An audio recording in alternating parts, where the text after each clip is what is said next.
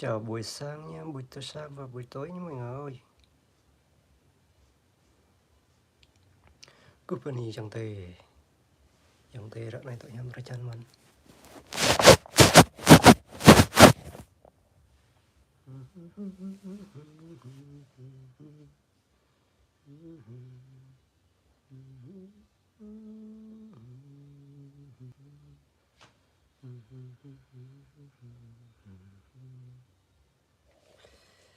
Ui, quả này lòng quả.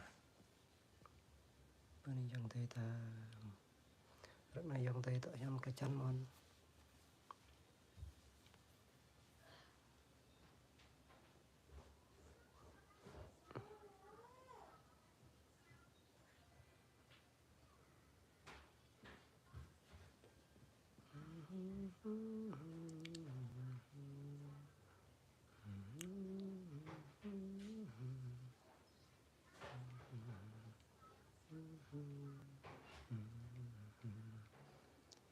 Cứ giật cứ dầu tụi em ra chân mình cứ giật dầu tụi nhẹ lại. Rồi mà thọ rạ ya bạc đây ta mất rạ ya bạc đây rung bít bên ta vậy. Yang tây ta giật dầu ta đây ta chế rạ ya bạc đây rung bít vậy. Bên này cứ giật dầu luôn bị mãi chứ. Mà rạ ya bạc đây rung ta hăng cầu. Cứ giật dầu tụi em cái chân mình rạ này. Kết cứ giật dầu tụi nhẹ mình lại. Có tao lăng cứ giật dầu. Chẳng cứ giật dầu lăng nó rai bên ta. Ta lăng nó rai video của ta. Cho lăng video cho lăng video cho. Còn này rất ấp mãi nhá cứ giật dầu à.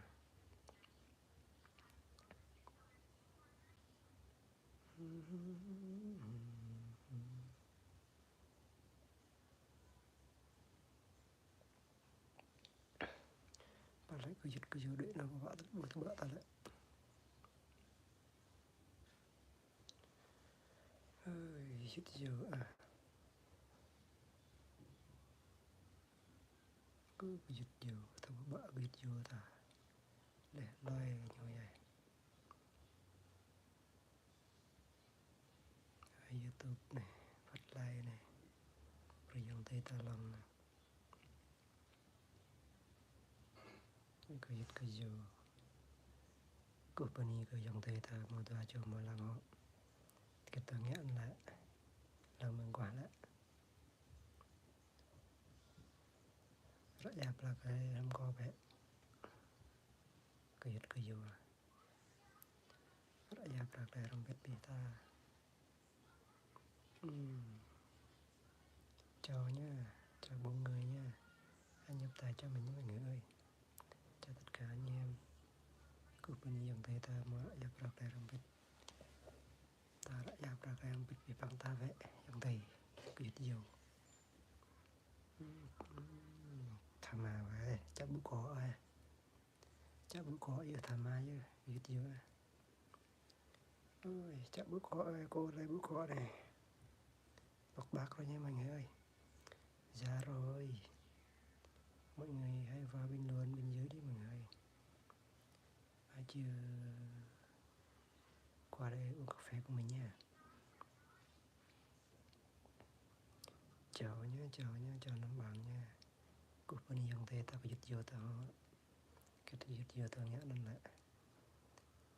Hãy bấm cho like mình một cái đấy mọi người. Ai chưa theo dõi hãy bấm cho theo dõi nhé mọi người. Ai ghé thăm mình sẽ ghé thăm lại nha. Chào các bạn anh chị em, chào tất cả mọi người nha.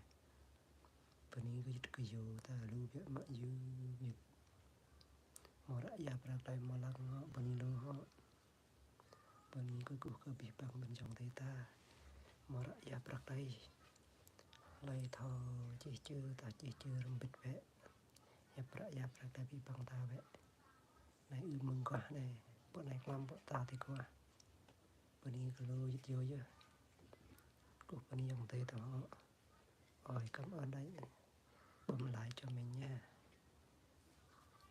Chia sẻ dùm đấy mọi người ơi. chưa vào đây thì hãy vào đây trò chuyện cùng nhau đi mình ơi. Cảm ơn đã bấm like nhé. Cảm ơn nhiều nhé. Chào nhé, chào hai bạn nhé. Chào nhé, bấm tay đấy mình ơi. Nhấp tay chia sẻ cho mình nhé mình ơi. Chào các bạn anh chị em nhé. Của Penny yang tây tam. Plosa cho em họ. Penny cho mà đã giáp rạc đây làm bịch họ. Kuyết của dù. Đã giáp rạc đây làm bịch về bằng ta. Xui ta mà đã giáp rạc đây này. Bộ ra cấp ta này. Nà thá, nà ta, nà đà mùi. Bữa nơi đây bộ này. Này thá này này.